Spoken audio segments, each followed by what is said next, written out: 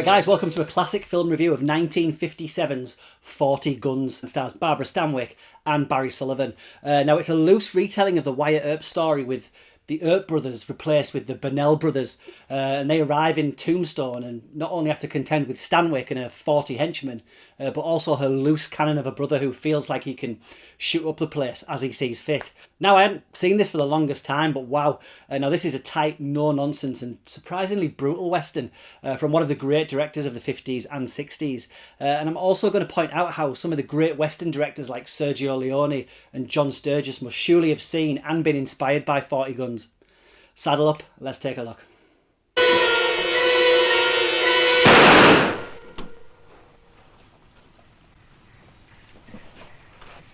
So you didn't need a third gun. He had you right in the sights. Who is it? Charlie Savage? So the Bonnell brothers, led by Barry Sullivan's Griff Bonnell, along with his two brothers, the pretty chilled Wes, played by Gene Barry, and the young whippersnapper Chico, played by Robert Dix, they ride into Tombstone territory, Arizona. They've got a federal warrant to arrest Swain, a deputy sheriff who's gone and robbed the stagecoach. Thing is, he's on the payroll of one Jessica Drummond, played by the legendary Barbara Stanwyck, a bit of a corrupt cattle queen who has 40 guns, see what they did there, at her disposal. Now it's a rotten juvenile delinquent of a brother Brocky, played by John Ericson, who gets himself into bother. Now, the Bonnell brothers only think they're the main characters in this movie, but of course they're not. It's Stanwyck, of course, whose silent snarl alone is enough to hog the limelight of pretty much every scene she's in. Here, though, it's not only her love for her younger brother that threatens to be her undoing, but also the feeling she develops for Barry Sullivan's Griff Bonnell. Now, the film ticks as many Western genre tropes off its list as it can in its seat-of-your-pants 80-minute runtime. It's not the most original narratives, in all honesty, so why discuss it? Well, mostly because I think Sam Fuller was having the time of his life making this movie. Now, I think he knew the Earp brothers' tale had been done before, so he pulled as much as he could out from his filmmaking toy box. Now, early evidence of this comes in the form of the movie's theme song. Now, it was quite normal for films like this of the time to come complete with a little theme tune for the audience to hum along to and hopefully pop out and buy the record. Here we have a bizarre moment where Jidge Carroll starts singing the tune of the movie whilst walking to his bathhouse, and just when you wonder where that guitar might be coming from. She has eyes full of life, full of fire. And the movie's full of little moments like that, little flourishes. Fuller putting his camera in odd places to spice up scenes that you may have seen 100 times before. Shots from beneath wagons as 40 horses roar past.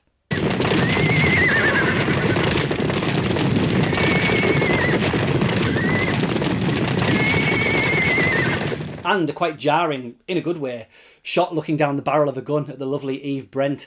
Obviously so inspiring that not only did Jean-Luc Godard borrow it for his 1960 classic Breathless, but James Bond producers have spent 60 years introducing their charming but deadly spy in the same way. This is pretty good work.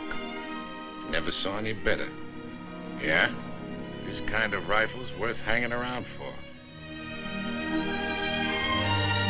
Now, I'm more than sure that Sergio Leone must have been paying attention to an early scene where Griff's Wyatt Earp-like marshal walks down a deserted post-shootout main street to confront Stanwyck's frightened little brother.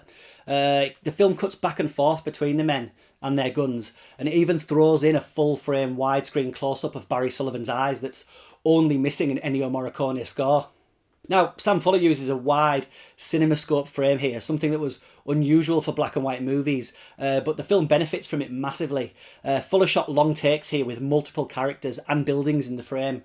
A great shot of the brothers slowly walking up the street had Fuller employing 50 workmen to build 1,000 feet of track, and IMDb claims it as being still one of the longest dolly shots in the studio's history. Now, in terms of technical achievements, I could go on because I haven't even mentioned that 40 Guns even manages to throw in a totally random but brilliantly executed, for 1957, tornado scene.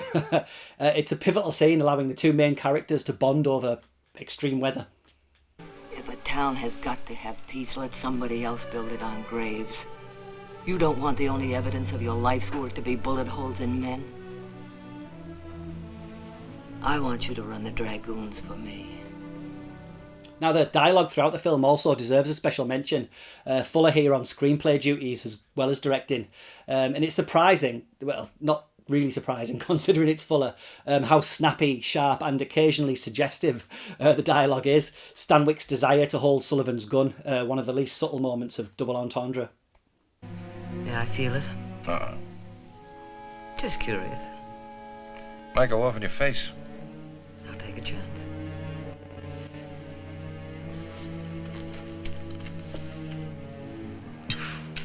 Now, Samuel Fuller would carve out a career of hard-nosed, brutal stories like this one, mostly with male anti-heroes. Think Richard Widmark in Pick Up on South Street and Robert Ryan in House of Bamboo.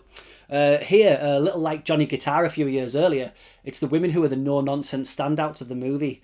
Obviously, Stanwyck's matriarch with her 40 male hired goons demands respect, but Eve Brent as the gunsmith's daughter is not only an expert in assembling firearms, but is also the best shot in town when it comes to rifles and men.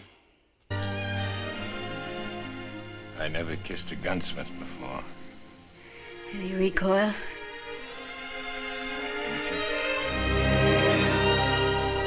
However, it is unfortunate that Fuller can't transform the three brothers into compelling heroes. There is mild attempts to flesh them into brothers with differing qualities, but they're just a bit meh when all is said and done.